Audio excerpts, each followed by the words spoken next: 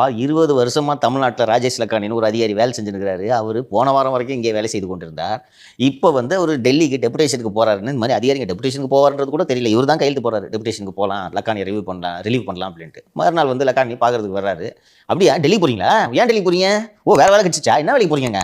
நமக்கு இருந்துக்கலாம் நீங்க. சரி பரவாயில்ல போயிட்டு வாங்க, நல்லா இருக்காங்க. கிளைமேட்லாம் ஒத்துக்குமா? இவ்வளோதான் இவரோட அறிவு. புரியுதா? எதை எழுதி கொடுத்தாலும் படிக்கிறது. அது மட்டும் இல்ல சார், இபிஎஸ்க்கு என்ன தெரியும் கம்யூனிஸ்டுகளை பத்தி அப்படின்னு சொல்லியிருக்காரு.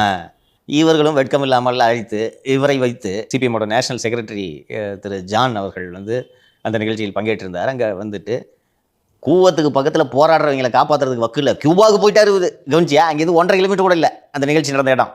அவங்க அங்கே தொழிலாளிங்க போராடிட்டு இருக்காங்க, செங்கோடி ஏந்தி. அவங்களை விட்டுட்டாரு. கியூபாவின் ஒற்றுமை ஓங்குக, ஃபிடல் காஸ்ட்ரோ நினைவை கையில் ஏந்துவோம். அங்கே போயிட்டு இன்னொன்னுலாம் பேசினாரு. அமெரிக்க ஏகாதிபத்தியத்தை எதிர்க்க வேண்டும். ஏகனாபுரத்தில் போராடிட்டு இருக்காங்க, அவங்களை காப்பாற்றுறதுக்கு துப்புல ஏகாதிபத்திய எதிர்ப்புக்கு போயிட்டாரு. ஏகாதிபத்திய அரசு திமுக அரசு.